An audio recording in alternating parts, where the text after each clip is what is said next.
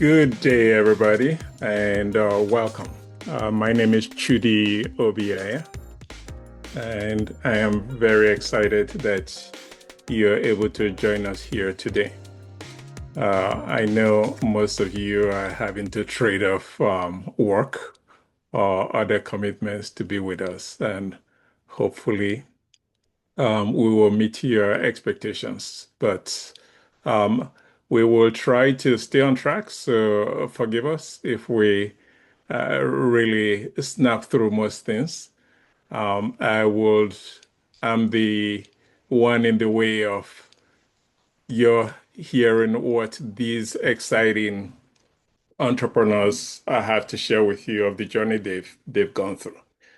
So I will begin by giving you a quick overview. You saw a little bit of that in the video which we just watched. My intent now is to kind of take you through the journey which we've taken over the last so many months, maybe. Actually, it's been over a year now that we began this journey. But before I do that, we'll take you through what we have lined up for you today. Let's just share the screen here. So what you see here is agenda for today. You just had a quick overview of that journey, a quick video synopsis of what we're trying to do here, the mission. I will dive a little bit deeper into that as I take you through the road we've traversed, as well as the road the 5 entrepreneurs who you're going to be listening to today have gone through. And you will see that we have 5 of them listed here. We will have the country leads or my country partners walk us through or introduce each one of them. And then we'll have a closing remark. So this is the problem we're trying to solve. The problem of unemployment, the fact that as the population on the African continent continues to explode and the youth population takes up half of what exists on the planet Earth, that unemployment will increase. Currently it's between 30 and 65%. That's one of the issues. So the other issue is the lack of the infrastructure, because if we are going to have over 270 million youth joining the working population within the next 25 years, nobody's going to create that many number of jobs. So how can we convert them to be job creators rather than job seekers? That's really the mission which we have here. So as the video indicated, mission is improving the lives of the community, because my belief is that as we empower the youth, especially those who intend to start a business and need help doing so, as we empower them, then the commercial activities in their communities would accelerate. And as that increases, then lives will improve through the creation of jobs, through the increased discretionary income that they have, not to mention the confidence that they'll have to now invest, contribute, and support their communities. So this thriving ecosystem will enable us get these sustainable and rich communities. How have we traversed so far? This journey began at the beginning of last year. And we started off by trying to find out what is the pain, what is the problem, what's holding those back who want to start a business and need help doing so. What obstacles are they trying to overcome? So once we validated that pain point, then the next step we took was trying to figure out how can we solve that problem for them. So we went through the next step of trying to confirm the offerings that were created, is it actually delivering value? And that was the first cohort, which we ran last year. The second cohort, which you're going to see some of the participants of the second cohort today, we decided to, given the success rate we had with the first cohort, we wanted to see if it's transferable. We had initially executed that in the major urban areas, Accra, Ghana, Nairobi, Kenya, Lagos, and Abuja in Nigeria.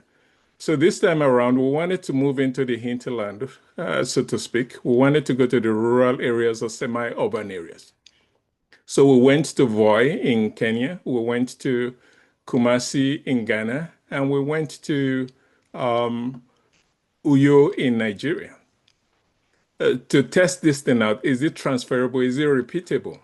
And we are seeing similar results there as well. And we also wanted to test out, could we? The first one was a hybrid. The second one, we're trying to test out can we do this thing 100% virtual to lower the cost? Because the cheaper it is, the more scalable it becomes. These are the offerings which we've come up with so far. We welcome anybody who just goes to our website and submits a request to join us. And that's what you see here as the online entrepreneurial community. That's our first vehicle. Our flagship vehicle is what we refer to as the FRP, which is the Foundation Readiness Program, training program. And we're doing this to give them the fundamentals that they need, while at the same time concurrently working with them on the ideas. So this is not an abstract program. It's truly hands-on. They come in with the idea or with their fledgling business, and we walk through that with them as part of that flagship program. Thereafter, because by that point, we believe they would have understood what problem are they trying to solve and what's that solution. So the problem to solution fit. This is a pain that my prospective customers are experiencing, and this is how I'm going to solve it. And I've validated with them that they are willing to stick their hands in their pocket and pay for this solution that I plan to offer them. Thereafter, we now work with them to get them the resource that they need. If you read through the prior slide, we're trying to train them to be entrepreneurs. We are mentoring them, giving them the mentorship that they require, and then we're connecting them to the resource. So that's really what happens in the white box you see here. We now connect them to the resource, which you have a role in. I didn't tell you that up front, but that's part of the reason why you're here. And along the way, we came up with a podcast as well, which is available publicly as a way to reach the man on the street, to help demystify what it takes to start a business. Because we felt, well, given the learnings and given what we're understanding as some of the challenges with those in the community, let's put it out there so those on the streets too, who do not know what they do not know, can begin to understand and debunk some of their misunderstandings related to starting a business. So if we are to dive into the Foundation Readiness Program, which is the journey that these individuals, these 5 remarkable individuals have gone through, this is what attracted them. This is what we told them. As part of the offering, first of all, they get access to a learning platform. We assign them a mentor, one-on-one, who they meet with every other week. And that's a commitment from the mentor side of about 3 hours a month, 3 to 4 hours a month is all that takes. And I'll tell you why I'm telling you all of that later on. And then they also get a coach who meets with them minimally on a weekly basis. And then they get access to master classes and all the wonderful guests that we're able to bring in to talk about their journey as well as share some of their subject matter expertise. What's the way we support it? It's self-driven. My belief is that as entrepreneurs, it has to be intrinsic. It is driven from inside, not extrinsic. So we structure this in a manner that they are always in the driver's seat and we meet them where they are. That's really how this whole program is structured. And then at the end of the program, we expect that they will get some of the value that you will see expressed or demonstrated later on today, which is they have increased confidence. They now have a game plan for how to execute their businesses, and they also can capture or get some of the resources that they need to continue the journey, not to mention the collaboration and the relationships they build along the way as part of the process. Because entrepreneurship, for those of you who've gone down this path, it's an extremely lonesome game. And as I like to say, misery loves company. So we give them that opportunity to uh, commiserate with others who are walking a similar journey and can understand what exactly they're going through. So these are some of the success stories that we have so far from the first cohort as well as the second cohort. Ali is from the second cohort, Damilola and Haron from the first cohort. So these are folks who have accelerated their business and based on some of the learns and some of the support that we've been able to provide to them. As if we are to summarize, we've had a total of 50 participants so far. There were 26 in the first, 24 in the second, and across the three countries.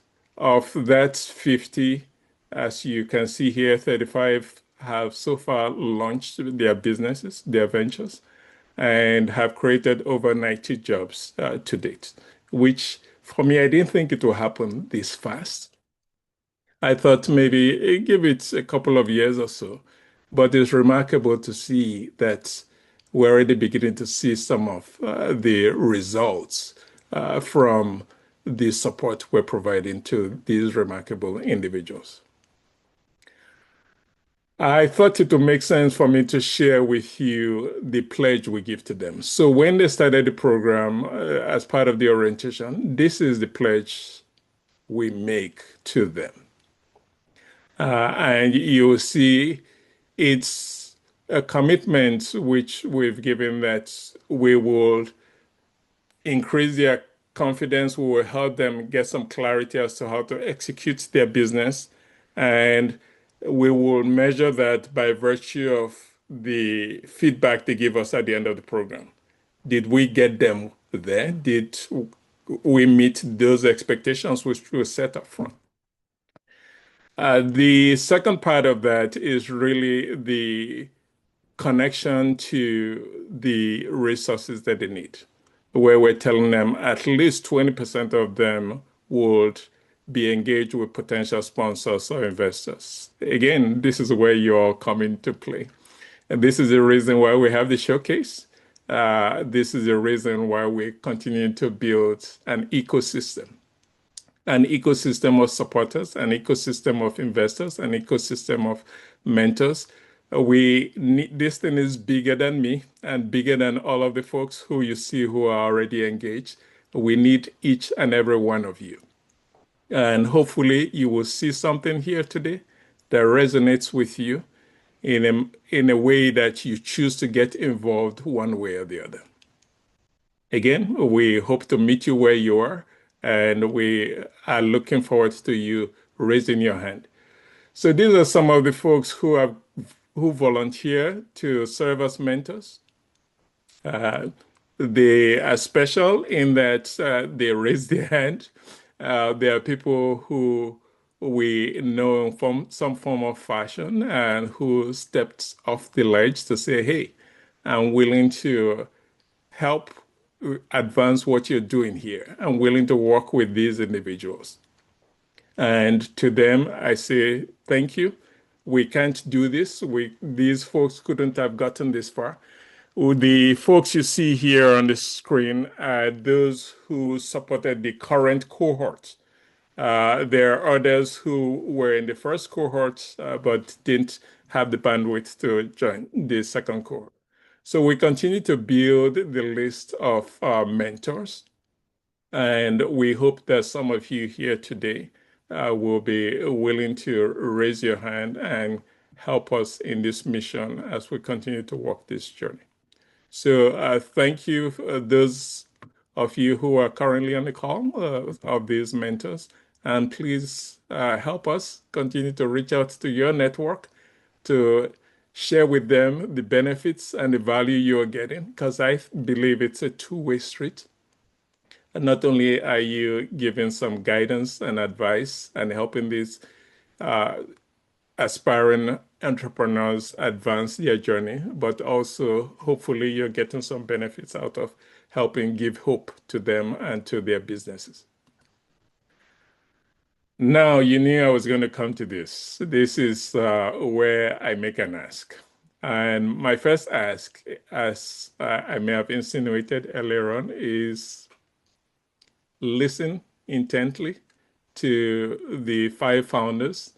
They are 5 of the current, the FRP02, the second cohort. And not because it's only 5 of them, but because we knew you wouldn't have the appetite to sit down with us for 4 to 6 hours. So we're breaking it up in multiple segments. So today you get 5. Hopefully next month we get another 5. And so these 5 today are going to share with you their venture. And if there's any way or any, whether it's leveraging your network, whether it is sponsoring whatever they are seeking, whether it is providing mentoring or mentorship or connecting them with potential partners, we will appreciate that support. Go to take a trip to our website and join the ecosystem in whatever capacity makes sense for you. It's very easy. We recently redesigned or relaunched our website in an effort to make it much easier for you to identify how you choose to be involved with us. So please take that time to do so. And I thank you again for your time, for joining us today. And I thank you for the support I know that we're going to get from you. And with that, I want to also, obviously, you know, I haven't been able to do this, or I haven't done this all by myself. I have partners. So these are the partners in the different countries who are working with me and who have helped advance. So what you see today, they were instrumental in, because we believe in the localized support. So even though we are sending and we have an online platform, we also believe that it needs to be localized. And this is where they come in, and this is the expertise they've brought in addition to others. And you will be hearing from some of them as they introduce the participants from their country who are pitching today. The person you see here who is is local, who is Adam. Adam has been quite joined our group recently to provide support as we prepare to start a cohort in the US as well.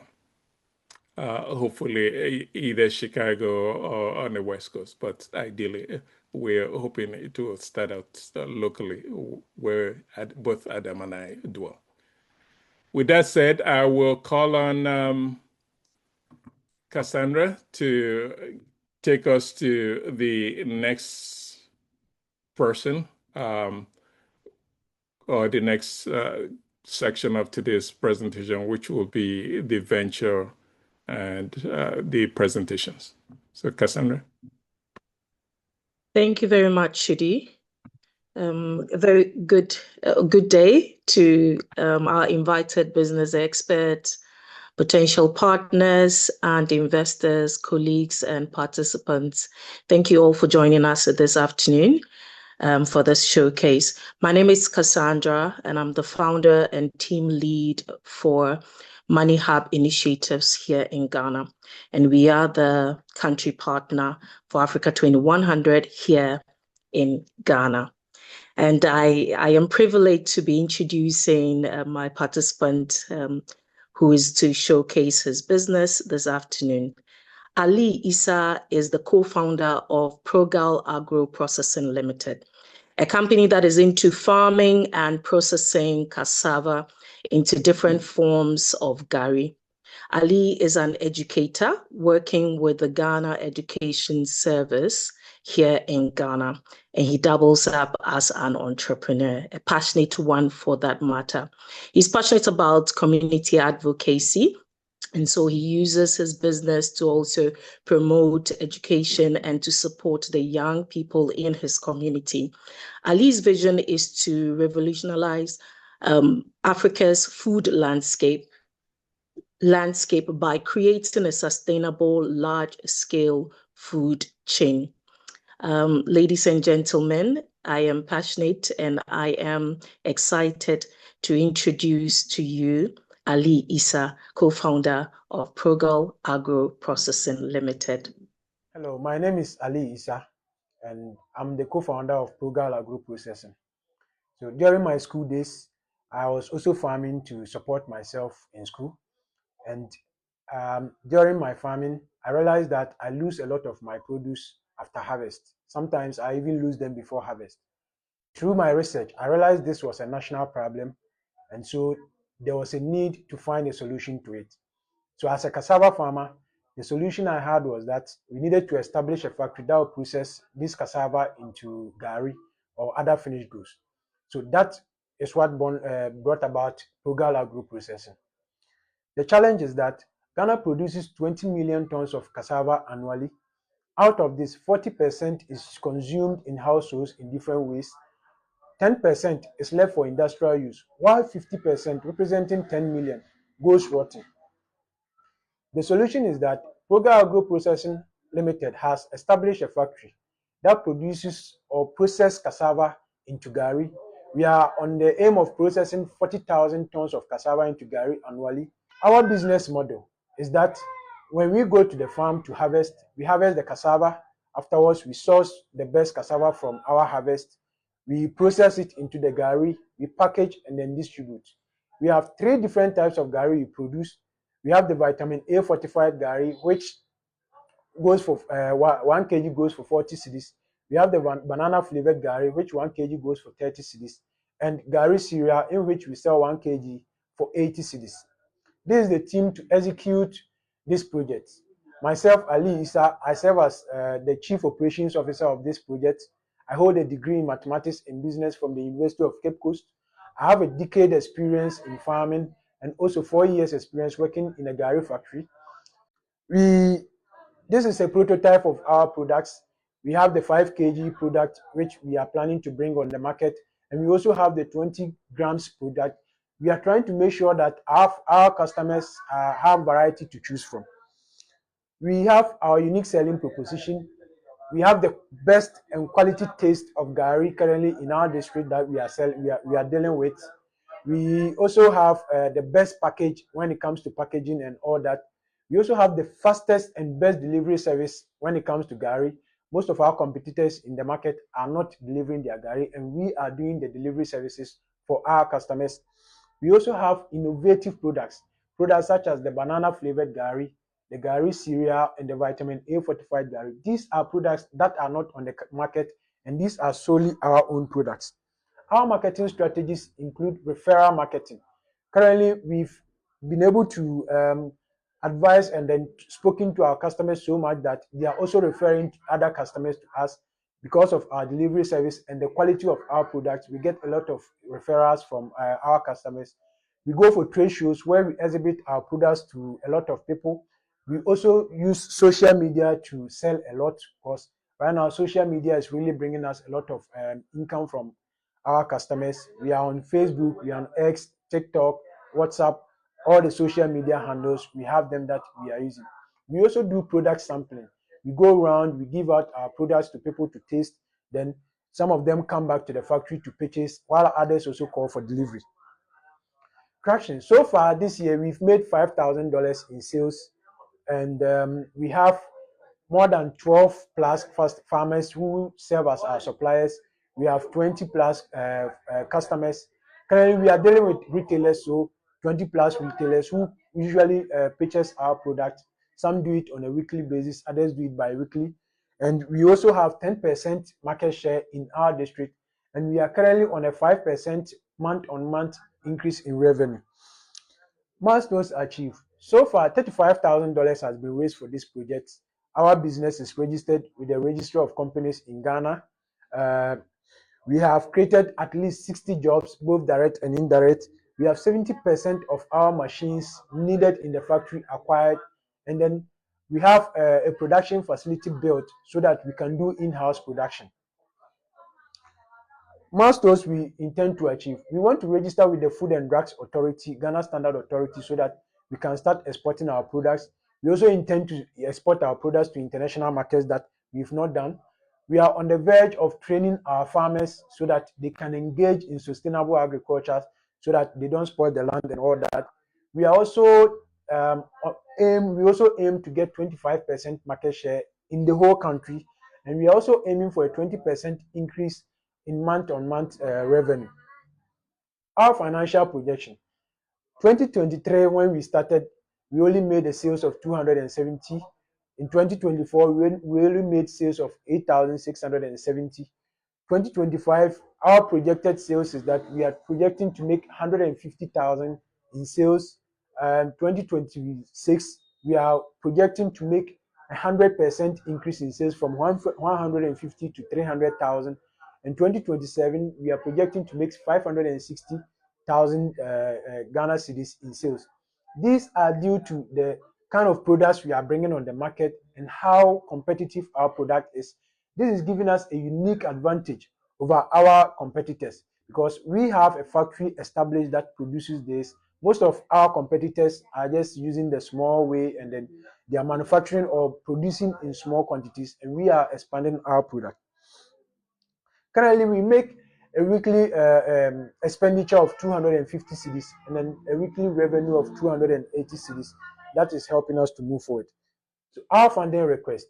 So far, $35,000 has been raised for this project.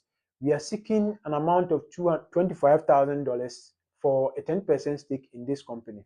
This will help us to purchase a cassava peeling machine, which will help to increase our production. And since we intend to expand or increase production, we also need a storage facility, which part of this money will be used in building. And we also intend to increase or expand our farm. The impact of our Progal in the society is that we create jobs for the youth in the society. We are increasing the income of smallholder farmers. And we are also trying as much as possible to help achieve the SDG goals 1, 2, 5, 8, and 12. And we are also helping to reduce the post-harvest loss of cassava in Ghana. Thank you.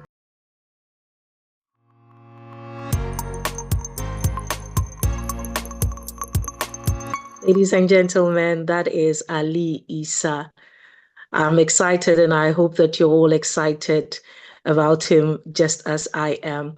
At this juncture, we would like to take a few questions. If you have any questions for Ali, you can either type it and Dr. Berra will help us read it, or you can unmute and ask your questions. Ali is on the call to answer your questions. Thank you. Ali, great presentation. I think I heard that you have $5,000 worth of sales so far this year, but it sounded like you were targeting 150,000 this year. I get that it's you're just starting out. Are those the correct numbers? Did I understand that correctly? And how are you going to achieve that if that is the case? Thank you. All right. Thank you so much for the question.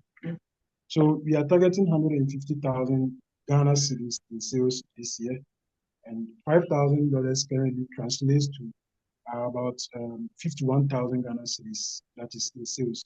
So we are halfway through the year, but we are on the projection of having contract with NGOs and other stuff that will bring in a lot of revenue for us. So that's where we aim to get to, and that's how we are going to get our 150,000. Thank you. Thank you, Ali. Thank you. Any more questions, comments for Ali? Any feedback? Yes, I have. I'm sorry. Can you hear me? I have one question. This is Sean speaking from Atlanta. Yes, Ali, can you explain why you actually have a physical farm? Did I understand correctly? You have a farm and you're looking to expand your farm, and if so, why aren't you working? Excuse me. Why aren't you working directly with these small farmers instead of actually creating the product yourself or growing the product yourself? I don't know if I heard your question correct. You're asking why we have a farm, why? Yes, did part of the capital that you're trying to raise is to actually to have a farm itself or to expand your farm? Is that correct? Did I understand that correctly? Yes, that's And and I guess my question is, why are you actually expanding your farm? Why aren't you just working with small producers? So currently we are working with smallholder farmers, but in Ghana we have 3 different seasons. So with the cassava industry where I work, we have 3 different seasons. There's the rainy season where there's a lot of rains coming in, and so farmers are ready to sell their products to you. There's the lean season where the rain is not flowing that much, and at that point, you are on and off because some farmers would like to sell their products, others are very skeptical about it. Then there's the dry season where farmers do not even want to attempt to sell their product. The reason being that when they harvest their cassava in the dry season, they don't get the sticks or the seedlings to replant when it's time for the rainy season. So they would like to keep it for the rainy season so that they can just harvest and then replant. So our farm is to help us, especially when it comes to the dry season, so that when farmers are not giving us their cassava, we will have our own farm to rely on so that we don't stop production during that time. Thank you. Thank you very much for that explanation. That makes sense. All right. Any more comments, contributions, questions? Who else has anything to say? I have a question, if you don't mind, while she's typing. Go ahead. So, my question, sir, is about your value proposition. You went through that slide, but I want to kind of just revisit that slide again that you talked about, what your value proposition. I saw quality, taste, and what were the other 2 points of your value proposition? So there's the quality taste, there's the fast delivery, then there's the innovative products, and then we also have attractive packaging. Okay, and then the packaging. And of those, which do you kind of like tap into as your flagship or your main proposition? Or are you really giving equal weight to all of those right now? Okay, so currently we are tapping into 3 of these. So for when it comes to attractive packaging, it's something that we believe is easier to copy. But when it comes to the taste, it's a different thing altogether. When we compare our product to our competitors, the taste is different. We have a quality taste and we have a standard way of maintaining that taste. That is something that is very difficult to copy. Even though some of our competitors have been in the business for more than 25 years, they've tried as much as possible and they are able to copy the kind of taste we bring onto the market. So that is something that is very core to us. Then when it comes to the innovative products, currently the gari on the market is just all those packaged gari are just 4-in-1. They add sugar, they add maybe nido, then there's peanut being added. That is what is on the market that is trending. So everybody keeps going that way. No one is doing the banana flavored gari. No one is going into the vitamin A fortified gari because there are people who really wish to eat gari, but there's that perception that eating a lot of gari gives you eyesight issues and all that. So vitamin A fortified gari is something that we are bringing on the market to counter that perception, and that is giving us a lot of advantage over our competitors. Thank you. Thank you. Ali, well said. Thank you. Taya Brown has typed a question. She says, how will you plan to expand your workforce along with the expansion of the farm and projected revenue? So currently, when our workforce is, we have 10 people working for us. So the first another thing we need is an accountant. Currently, as an entrepreneur, I do my accounting, I do a lot of other things. So we want to employ an accountant. We need an agribusiness person, somebody who knows a lot much into agri. I'm a student. When I went to school, I did mathematics and business. Even though I have the experience in farming from the local way. We need somebody who bring in the new technology to help us improve on our product and then help us improve our farming. So these are the two core staff we need currently. And these are the two core staff that we are going to employ when we have the kind of funding we need. Thank you. Okay, thank you. No more hands, no more comments. I guess we'll move on from there. Thank you, Ali. Any final words? Or do we move on, Mr. Chudy, to the next person? Sure. Just one quick question, if I may. Okay. You're buying the machines. Could you very, very briefly describe what they do, but also how much they cost as well? So we are seeking for $25,000 for 10% stake. The first machine we intend to buy is an automated cassava peeling and washing machine. So an automated cassava peeling and washing machine currently in China costs $10,000. So when you add other expenses, we are looking at $13,000 for that. And then we are thinking of also building a storage facility. If we are building a storage facility, we are looking at least having $8,000 that enter into that storage facility.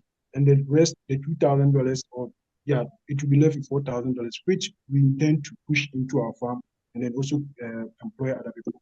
Thank you. Thank you.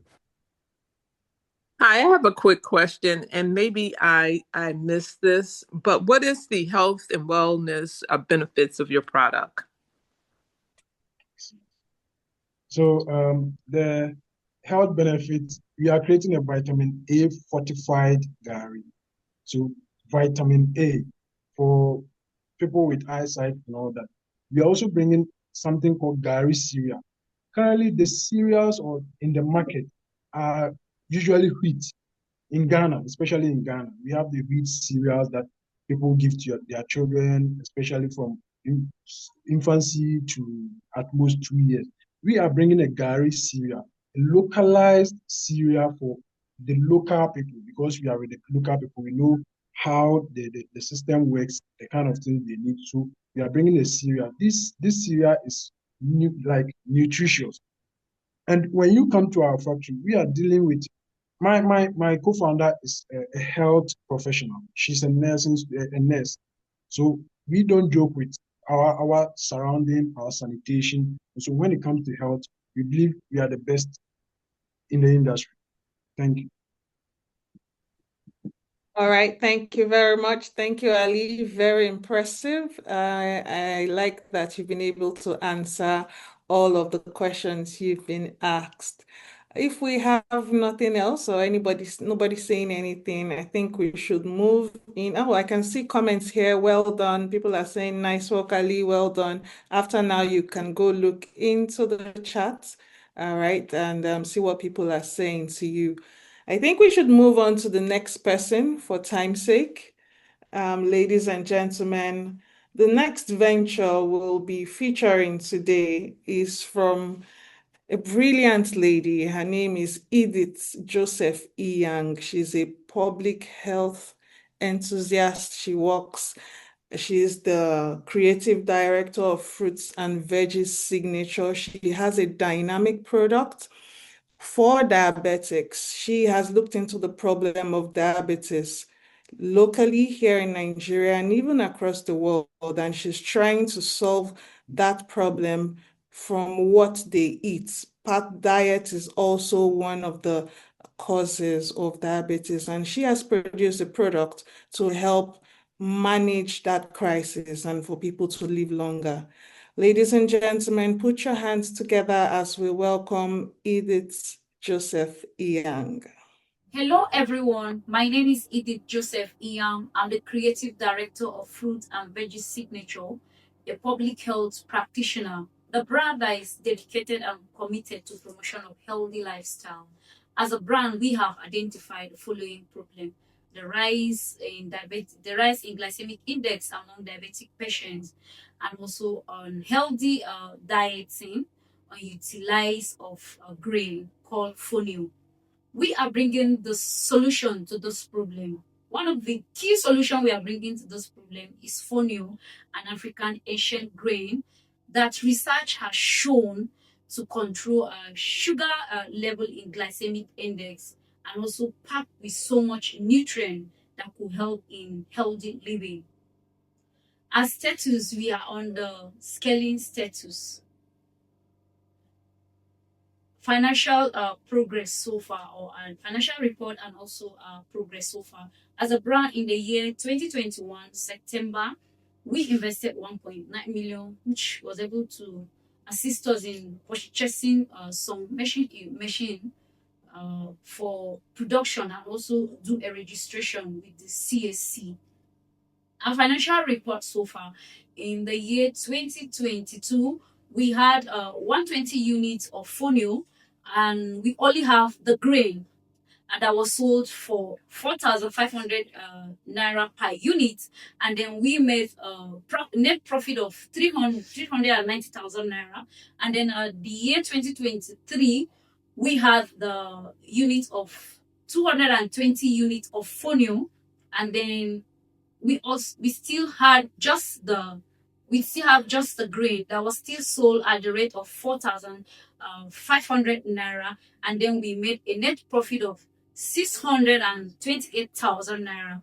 And then for 2024, we had the unit of 245, and we only have the grain that was sold for 4,400 and 5,000 naira.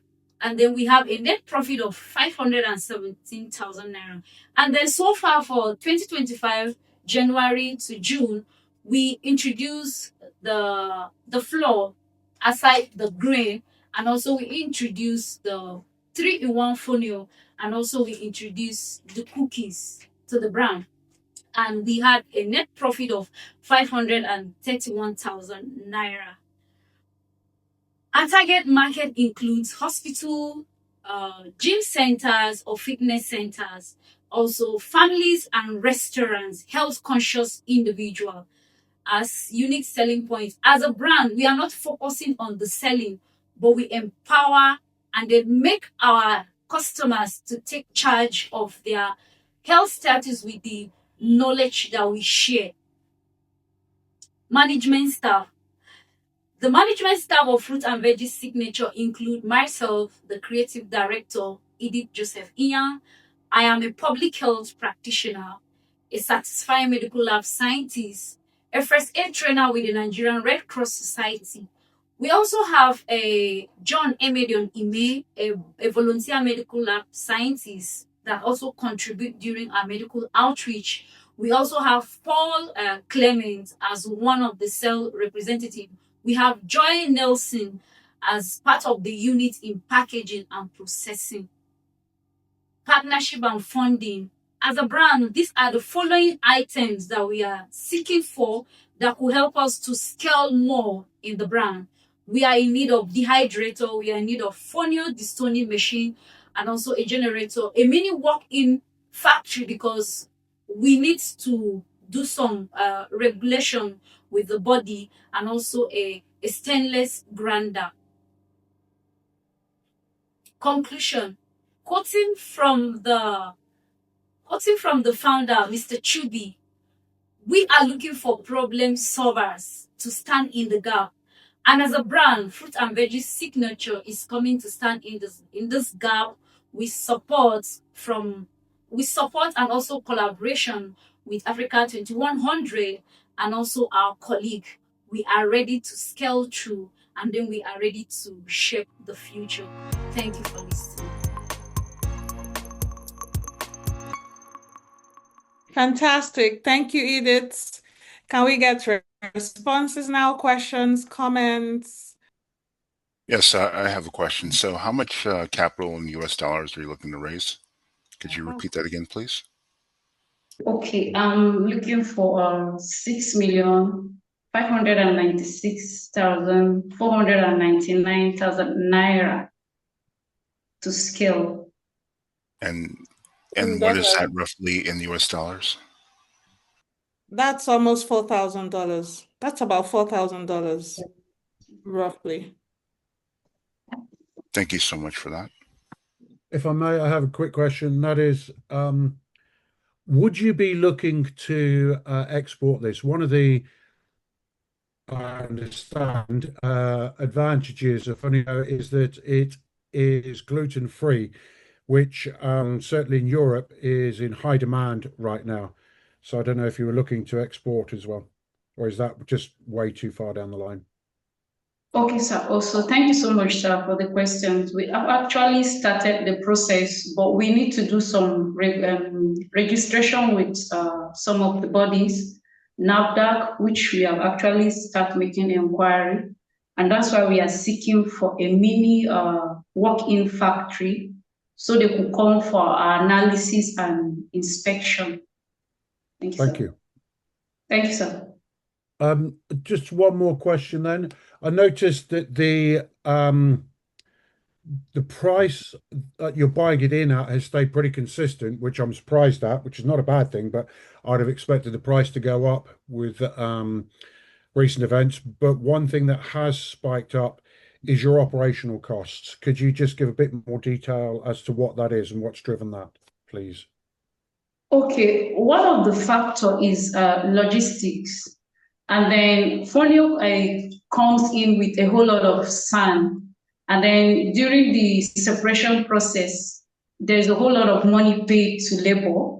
And so that's why there's an increase to the price currently this year. For time's sake, if we do not have any more comments, we'd like to move to the next person.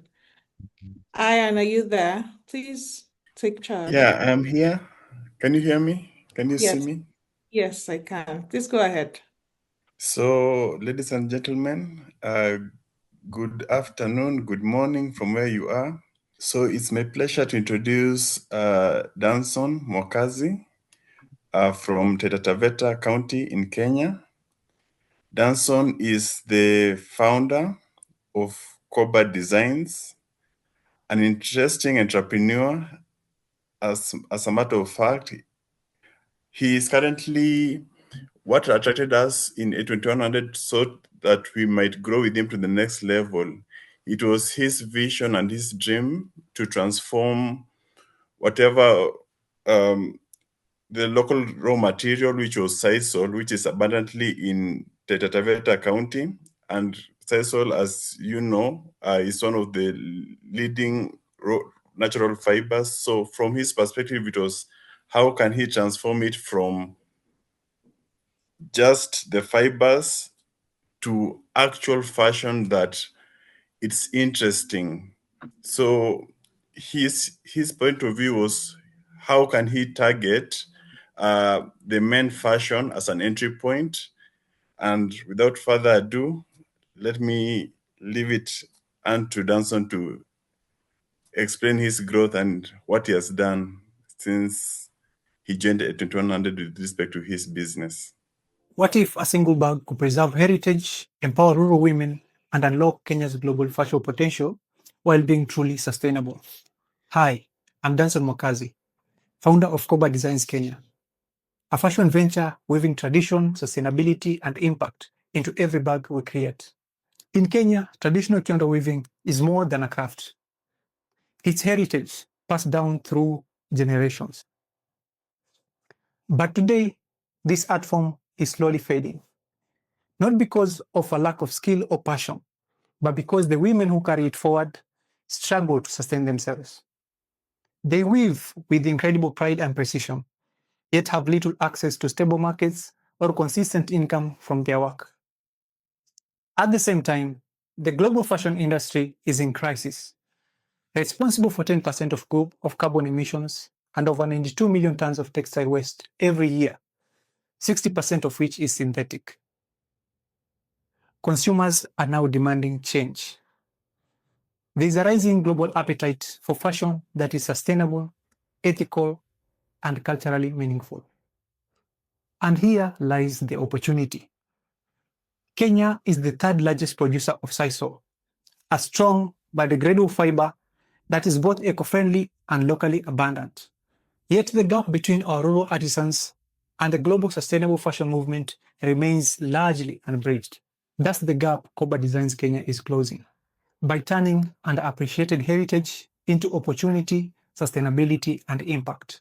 At Koba Design Kenya, we are solving both an environmental problem and an economic one.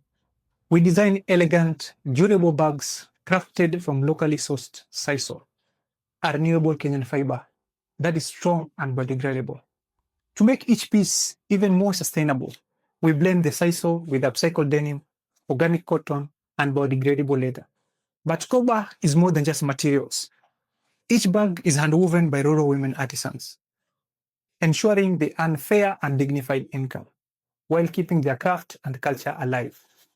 We reduce textile waste, honor tradition, and provide livelihoods, one bag at a time. This is how fashion can create real, lasting impact. So, who are we designing for?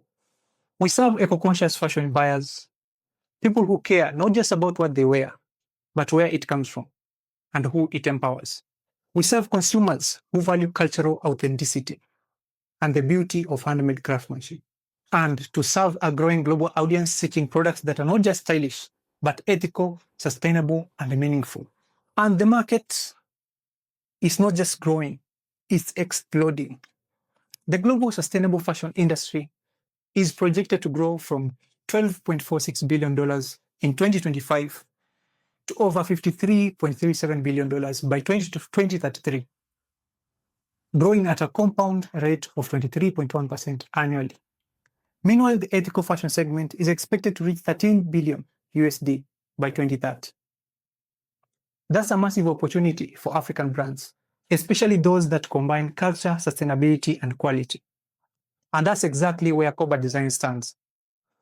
Through this entrepreneurship program, I have brought my vision to life, refined our business model with mentorship and feedback, developed and tested new bag prototypes, and we're now preparing to launch on Ananse to tap into the curated global fashion e-commerce for African brands. Our next big step is to onboard more rural women artisans and to establish a small-scale production and fulfillment hub. To get there, we need support for equipment and production tools, brand development and distribution, partnership with tourism outlets and retailers, and export partnerships. With these supports, Koba Designs will develop our production capacity, create 20 plus new artisan jobs, tap into the $53.37 billion global sustainable fashion market, and boost international exposure for Kenyan heritage and craftsmanship. Koba Designs stands at the intersection of sustainability, community empowerment, and export potential. Together, let's shape a better future. Thank you.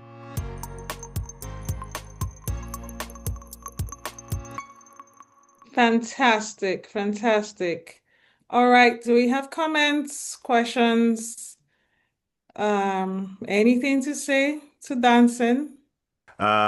Just a question on whether there's been a thought into centralizing some of the women who are weaving these baskets and these bags in a central location where the partnerships with some of the tourist entities could bring potential people who are touring to come and visit how these artisan bags and materials are made.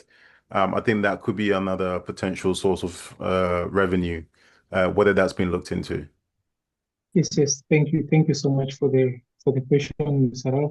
Yeah, that is something that I will look into as I move forward, looking on how I can bring more the artisans together in one location for that purpose. Thank you so much for that suggestion. Okay. But for now, we are yet to do that. Yeah. Okay, Yes. Mr. Sean. Yes, my question is, are you selling online?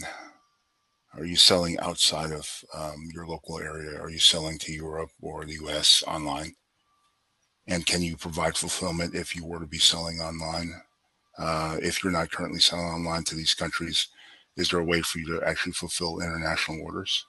Thank you. Thank you so much for that. Yeah, I'm still in the early stages of production, on building production, and on the part of selling online. Yeah, that is something that I'm looking into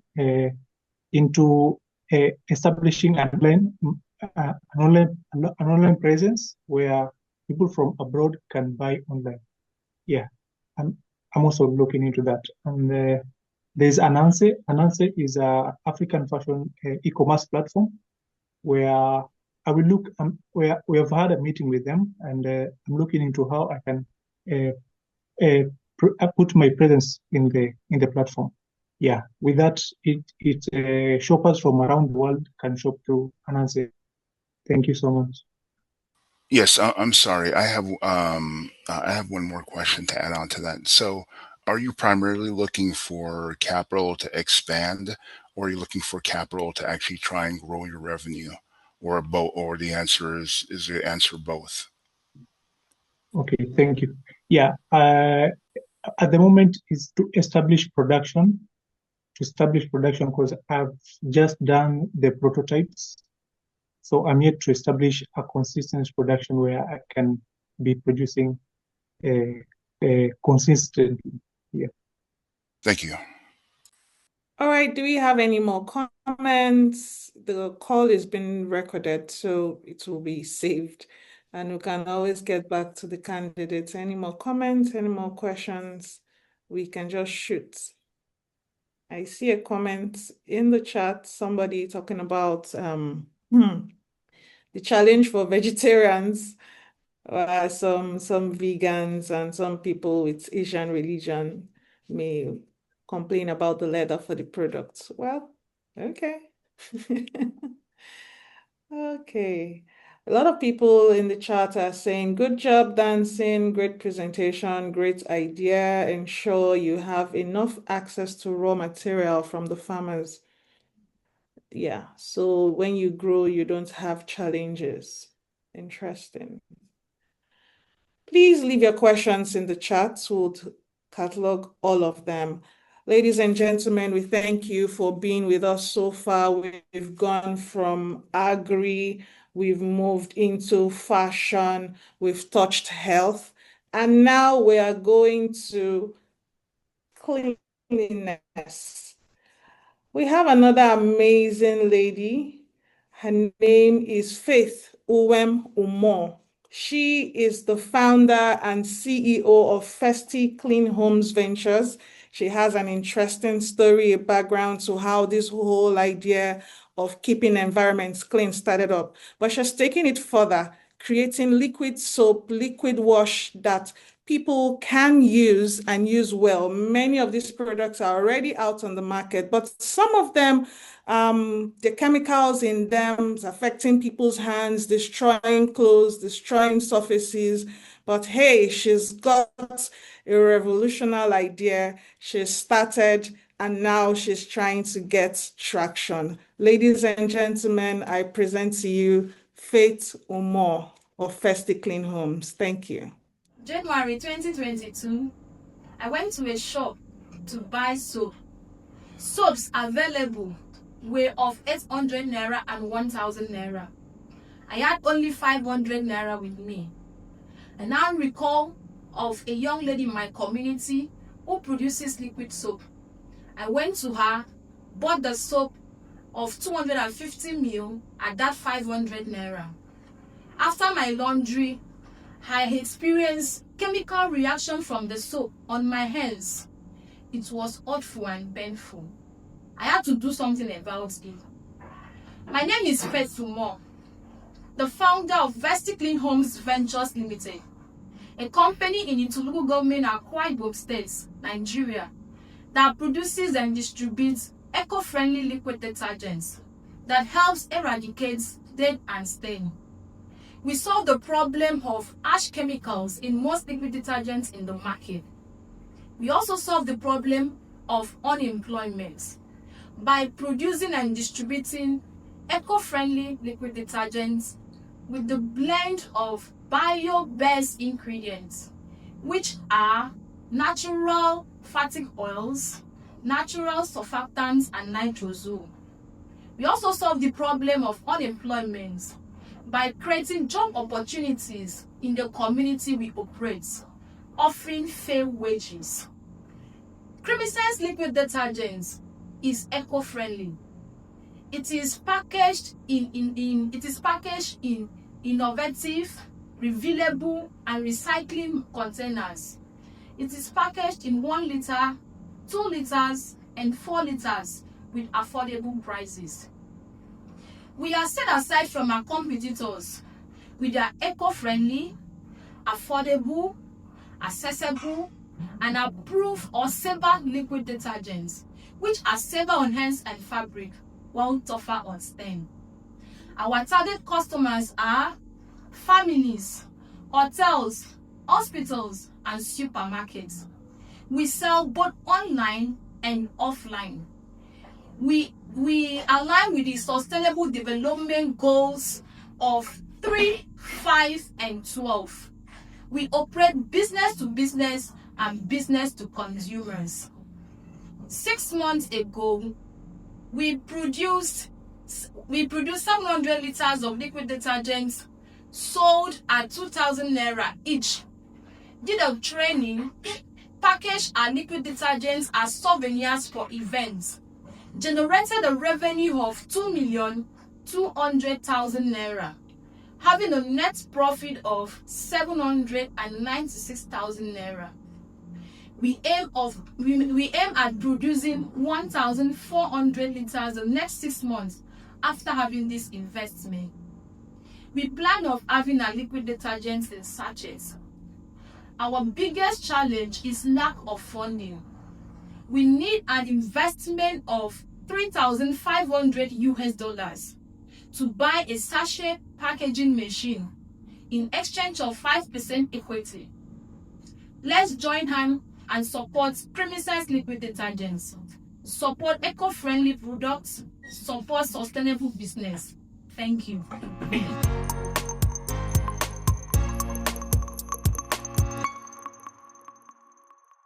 Thank you. Thank you, Faith. Thank you, Creamysense. Over to you. And we see the questions for Danson. We've saved all of them. Let's speak to Faith's presentation right now. Yes, please. No questions right now. I'm just typing in a suggestion into the chat so that that's there for later. Okay, fantastic. Danson, I can let you respond to one question. Are you there? Are you back? One question. I've sent you some of the questions ready to respond. Go quickly. How much capital are you looking to raise? Do you have social media presence? Yeah, thank you so much. Thank you so much. I'm sorry that, yeah, I have a social media presence, Koba Design Kenya. And on the question of how much capital I'm looking to raise, is about 1.5K. That is 1,500 USD at the moment. Yeah, that's what I'm looking to raise. All right, thank you. Quick questions. How much are you producing right now? What are the sales? And then you've said how much you want to raise. How will you spend it quickly? Yeah, how much I'm looking to how I'm planning to use. Right? Okay, yeah. How much I'm producing right now? Right now, about 3. We have not really scaled that much, but with the machines, we'll be able to do it ourselves, because that's the biggest challenge we've had. Outsourcing that service of sieving to other people has been a challenge, because sometimes they're busy, and so it has kind of slowed our progress down. So the amount I'm going to spend it on the machines, according to the sewing machines. Yeah. All right, thank you very much, Stefan. I can see here a comment from Stefan. EU has public specifications for these products online. It is possible to assess. This sets out which products are acceptable and which are prohibited. These are probably the most stringent in the world, so arguably excessive. However, they provide useful information. Yes, for every one of you, you want to go online, you want to export, you really need to look out for the different requirements for each of the areas in the world you want to target. Use those as a guide if you want to scale. Thank you very much. Do we have any more comments to save time? I'd say we move on to the last presentation for today. If you've been enjoying the session, then just give me an emoji, just react, love, thumbs up, something, just say something. Yes, I can see a lot of love. Thank you, flowers. Thank you, thank you. Thank you. We appreciate you. Thank you for staying this far. We have the next presenter here. Is also from Nigeria. We've had from Ghana, we've had the second person was Nigerian, third person Kenya, then we had another Nigerian, and now we have the last presentation. He's a Nigerian. His name is Idorenyin. Right, Idorenyin is an entrepreneur, a certified solar entrepreneur. One of the challenges we have here in this part of the world is power. Ali mentioned also how people's produce were going bad. It happens a lot here too. So he found a problem in his community. People couldn't preserve what they were catching, the fishermen and all that. And then he couldn't get generators to do that. He found an easier way, solar powered. He's going to talk about that, how he has scaled with it, what he's doing with it, what he plans to do with it, and how he needs your support to move forward. Over to you, Idorenyin. Thank you. Hello, everyone. My name is Idorenyin Umoh, the CEO of Ghalakcy Nigeria. 5 days ago, I relocated to my community in Southern Iran in Akwa Ibom State. And the vision was born. And the vision was to make sure all households and small businesses in Southern Iran, in Akwa Ibom, have access to a cooling hub. Ghalakcy Nigeria was geared to address that gap. What problem are we solving in Ghalakcy? In Southern Iran, over 6,000 people endure months without electricity, especially during the dry season, when temperature soars above 45 degrees centigrade. Without power, cold storage is impossible, and food and water preservation becomes a daily struggle. The impact of livelihood and health is safe, and one of it is food spoilage, where over 1,000 pounds of food produce goes waste due to spoilage each year. Fishermen business begins to struggle, where over 70% of their catches get spoiled and their families become poor. Body temperature management, lack of cold water to ensure comfortable living becomes a problem. A solution was born. Ghalakcy Nigeria decided to provide a sustainable ice block production and distribution powered by solar energy. This innovation is restoring livelihood, especially for fishermen in the Southern Iran, where over 70% of their daily catch now preserved using our ice block, our ice and power system. By addressing the critical cold storage gap, our solution ensures that perishable goods remain viable, market ready, and for consumption. Our dedicated distribution network cuts across the Southern Iran, a region where the traditional ice block production facility infrastructure are virtually non-existent, making us the first and only provider meeting this essential service. What's the market opportunity?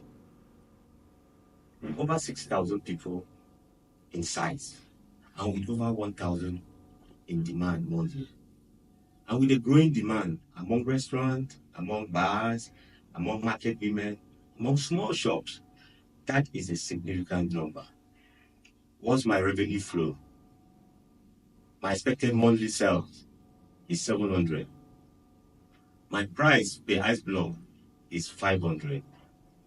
My gross earning stands at 350,000. My expenditure, the breakdown goes: wages stands at 120,000, logistics stands at 50,000, water park stands at 30,000, with a monthly net profit of 150,000. What's my next? Our management team, rather. The director, myself, Idorenyin Umoh, is a certified solar entrepreneur with a strategic leadership vision and with experience of over a decade of entrepreneurial drive. My operation manager, mamy, holds a BSc in banking and finance and has an experience as a customer relationship personnel for 5 years with the electricity company. She ensures smooth daily operation. With my sales personnel, Kufre, Paseko, and Kufre John, they drive sales aggressively. What's my next milestone? I intend to increase ice production capacity from 700 to 1,000 within the next 6 months. With extra funding, I stand to have over 1,000 increase in production. Having additional smart cooling appliances is of our utmost need. To achieve this milestone, a solar power 600-liter smart cooling freezer is required to boost production. The modest cost for this milestone and beyond, including cost of panel and freezer, etc., is 3,562,500. What's my funding need? And a loan. One of the funding pipeline we are open to is an angel loan. The numbers below represent our repayment plan: 840,000 naira each year for 5 years, totaling about 4,200,000. Ghalakcy Nigeria is offering a reliable service of ice block production, thereby reducing spoilage and restoring confidence and reducing food shortages in my community. The demand is growing, the impact is clear, and the market is compelling. With your investment, we are sure to increase our operation, ensure our reliability, and partnership with Ghalakcy Nigeria offers access to an attractive and underserved market, a product with a growing year-round demand, a low operating cost driven by solar energy, a pathway to strong return on investment. We are not building a business, we are building a model of sustainability, impact, and growth. We invite you to invest. Come on board. Let's run the vision. Thank you.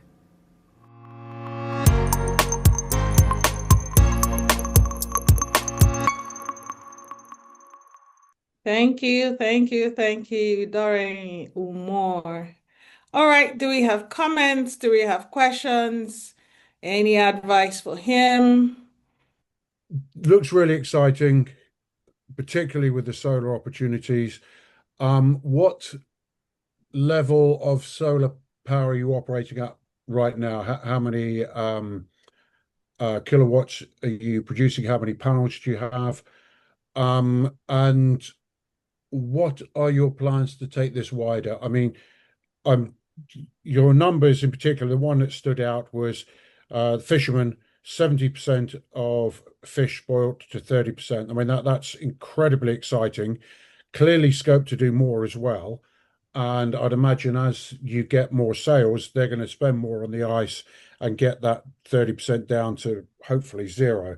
But so how much production are you at the moment with the solar power, and where are you looking to go after your own local region? Thank you very much.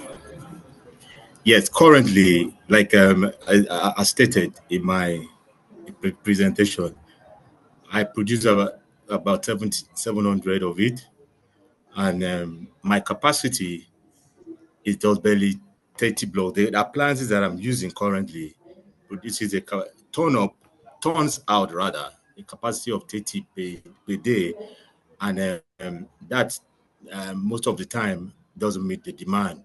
So I'm looking at acquiring extra additional appliances where I can scale to 1,000 plus and above.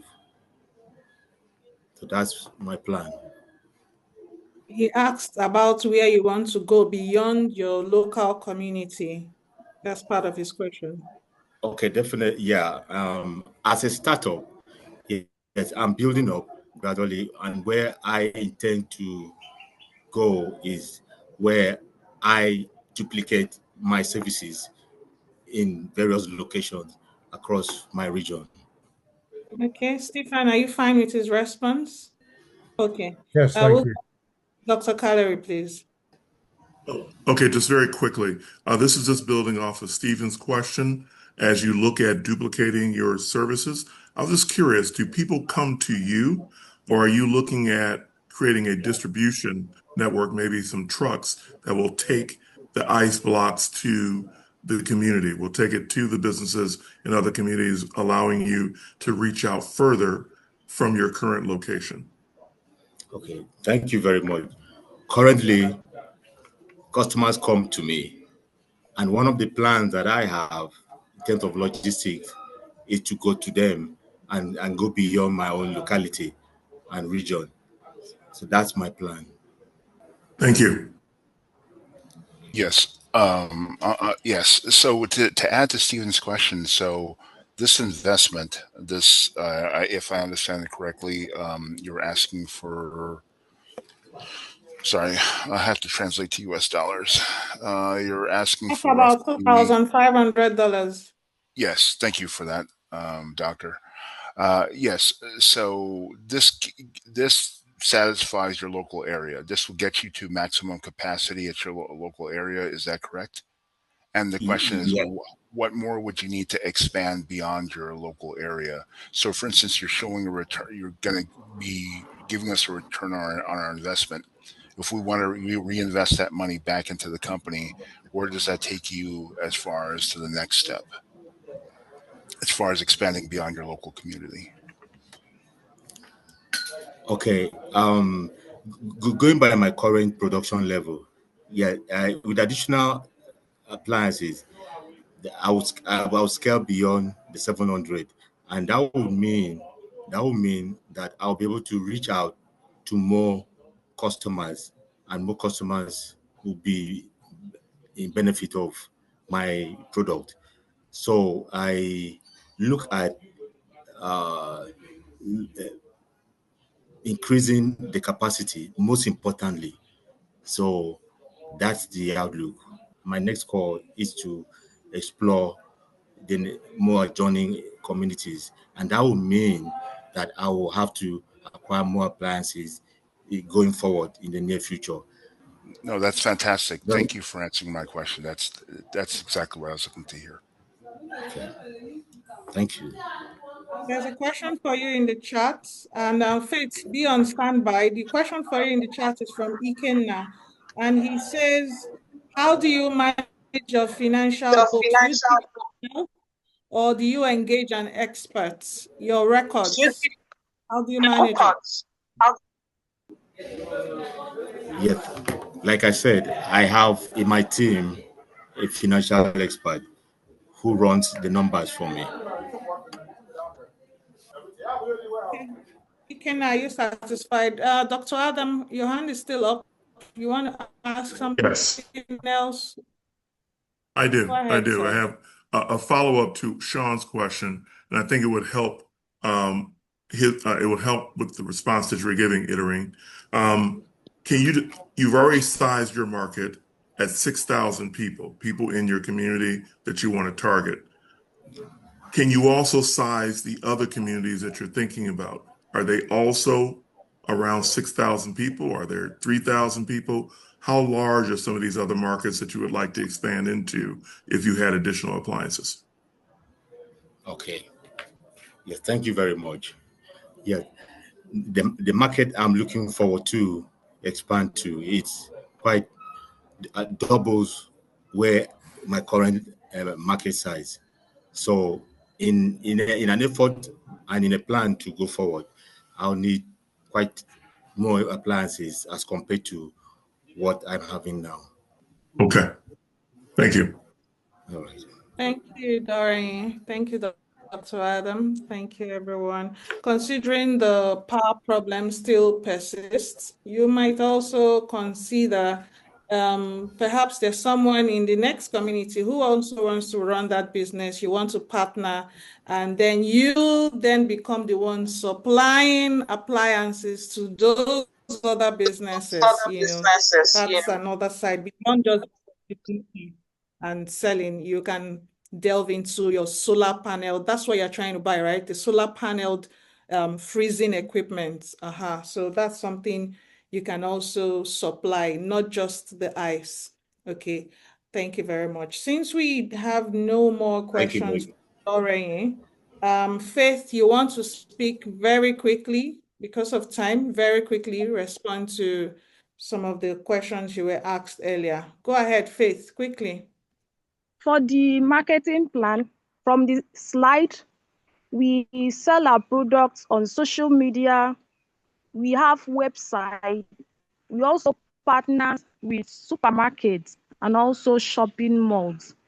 We have distributors that help us distribute these products in the market. Okay.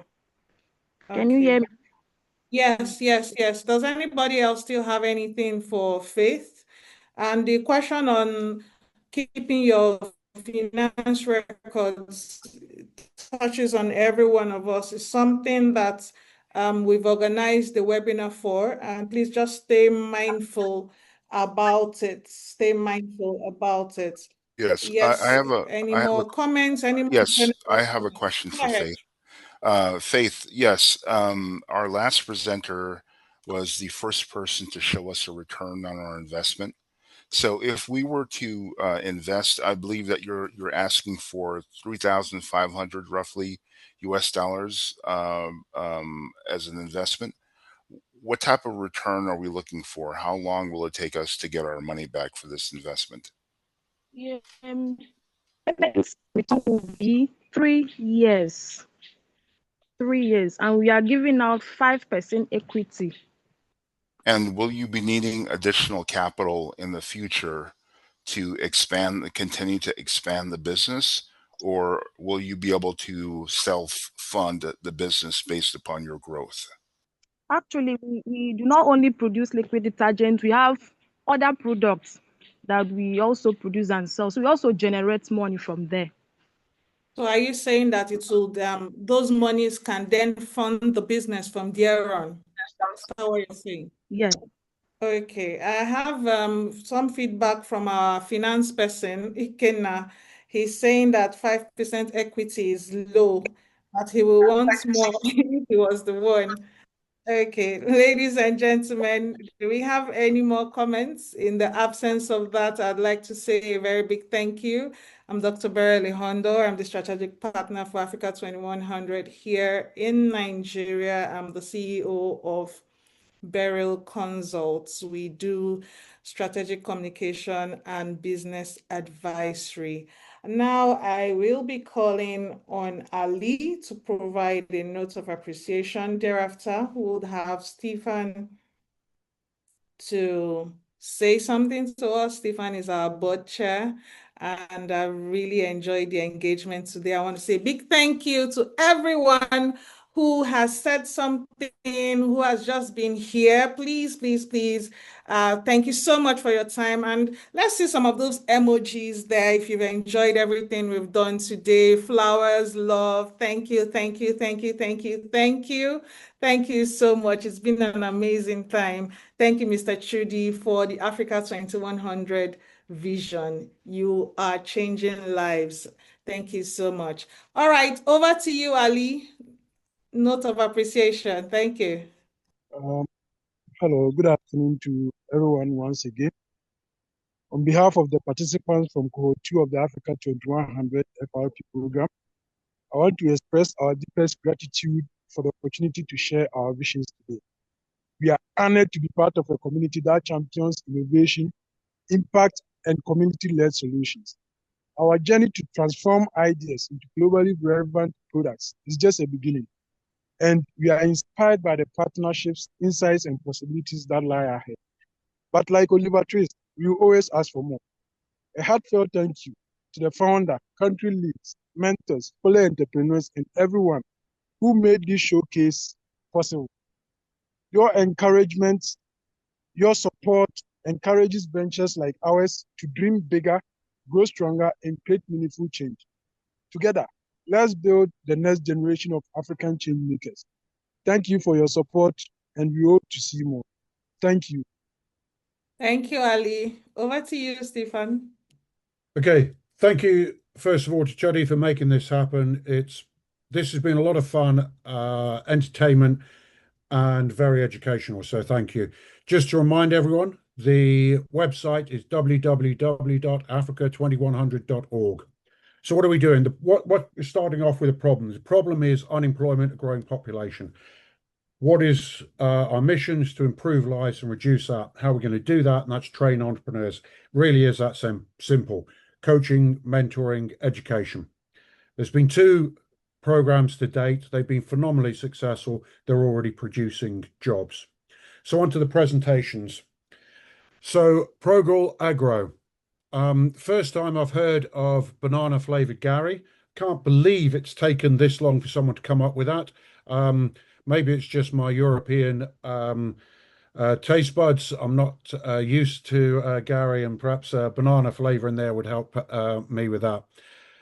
$5,000 of sales this year. It's really doing well. One of the things that Ali is doing is training the farmers. So the training he's getting, the education he's getting, he's passing on. This is a cascade of education. So it's phenomenally important and impressive. And helping and he's even got his own farm to deliver cassava when other farms are not producing. I think it was Sean who asked that question. So it was a very important question, but it was a spectacularly important answer. So that was really interesting. Fruit and Veggies Signature by Edith. A health focus. It's deeply important now. A lot more people are becoming health conscious. Diabetes, but there's also the gluten-free aspect. It's a growing demand. I didn't get a chance to look at it, but maybe something you could look at is a protein content, because this is something else that is becoming a hot topic right now for the young kids doing lots and lots of exercise. Koba Designs, natural fibers, and an opportunity to leverage from what is frankly a global transformation of the fashion industry. Something that needs to happen in the West is getting a lot of press, and clearly you've seen that. Really wants to see that grow and to expand. A little bit of a suggestion, it's possibly relevant for other people here as well. And that is, if you're going to expand internationally, what you need to start off with is a friend, and I would just try one market. In almost every case, that market is London. I'm biased because I live here, but the proportion and the concentration of African diaspora purchasers and consumers is biggest in London. That's what it is. It's the numbers. It's a commercial aspect. Start with London. You'll probably find it easier to find a partner. There's going to be lots of partners can help. So that's going to work for a lot of you. The second one would probably be NYC, New York, that is. Festy Clean Home Ventures. Looking for a machine for packaging, and that was a theme that came on several times. I would have a look at international requirements for your products, not because you have to follow them in your local market, but it'll be another source of education, and it'll help you to get ideas for where you can expand your products and expand your range. So look for EU and US safety requirements. It's really educational, somewhat tedious, but it'll be educational. It's worth the time and effort to work on that. Ghalakcy Nigeria. This is a colossal issue again, another one where I've seen a lot of frustrations getting solar into Nigeria. But this is a very, very powerful story. You're going from 70% of the fish spoilt to 30%. I think it can be taken further, but your product can be used for so much more. And there's, again, a great opportunity here. So some of the themes I'm seeing: sustainability. This is increasingly important. It's important everywhere. And it's about reducing costs. Sustainability can reduce your costs and reduce your wastage. So that's desperately important. Waste reduction. That's an important waste reduction in food. Just as you do this with fish, the same can be true of soft fruits, fruit produce, tomatoes, desperately important in Nigeria, most of Africa. Any of the crops that you're producing can be made to last longer with just a little bit of ice. So that's important. Jobs. I mean, jobs, more jobs and more jobs gets back to the core problem and what we're trying to do. So it's great to see that everyone is delivering on that front, delivering jobs and even educating more people and helping other people to set up their own businesses or to improve their businesses. Not a universal, but definitely a common theme. It's international opportunities. I don't want to sort of say this is all about international opportunities, but there's a couple of aspects here. One is diversification. So if you spread your markets, you've got multiple markets. It means if there's a problem in one market, you've still got other sources of income. So it can be very useful. Doesn't mean you go for it straight away, but you should be thinking about it from the start. And you should be thinking about what you can do to your products to ensure that they are compatible with international regulations from the start in order to make that transition to international sales easier. So have a think about that and keep it going. Scalability. You all want to grow because you want to create more jobs and you want to take your businesses further. Start thinking about it from day one. You're starting in a local region. How are you going to take it to the next region? Are you going to have one production center or are you going to have multiple production centers in different regions? And do you know and trust people that will be able to help you with that? Start looking for them immediately. So start looking for people you're going to be able to trust and build a relationship with and that you're going to be able to call on later.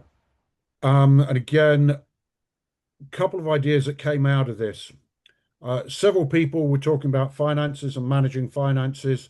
And I noticed on the question, someone was talking about digital. Well, does anyone have an app to help people here with their finances? And does anyone want to produce an app? Maybe that's going to be a great opportunity to help and to sell to the existing cohort. So that could be an opportunity. Equally, does anyone know how to help import these machines? Because I'd imagine most of these machines that are coming in are going to be coming from China.